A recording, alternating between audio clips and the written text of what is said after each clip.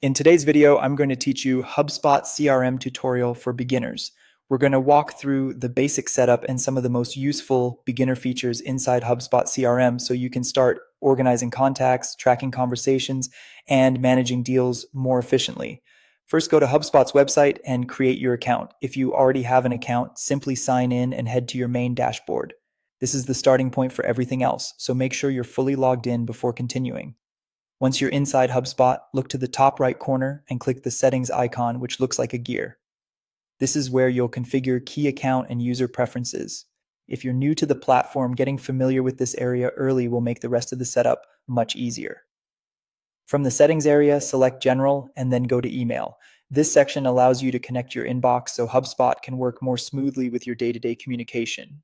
Next, connect your Gmail or Outlook inbox. While doing that, turn on email tracking so your client conversations can be logged automatically. This is especially helpful because it keeps communication connected to the right contact record, which saves time and gives you better visibility into your relationship history. After that, click CRM from the left menu and choose Contacts. This is where you'll manage the people and companies you're working with.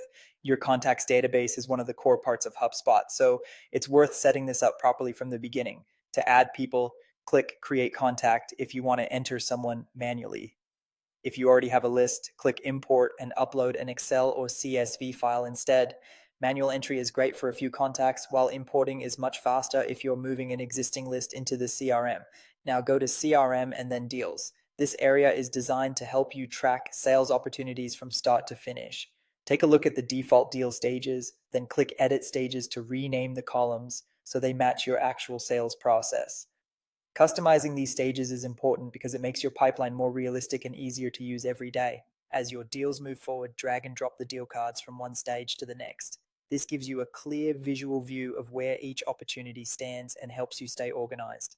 Next, open any contact's profile page and click Tasks to create follow-up reminders. This is a simple but powerful way to make sure nothing slips through the cracks. Finally, click Notes to add meeting summaries and use the call or email buttons to connect directly from the contact record. Keeping everything in one place makes HubSpot much more useful and helps you build a clean, reliable workflow from the start.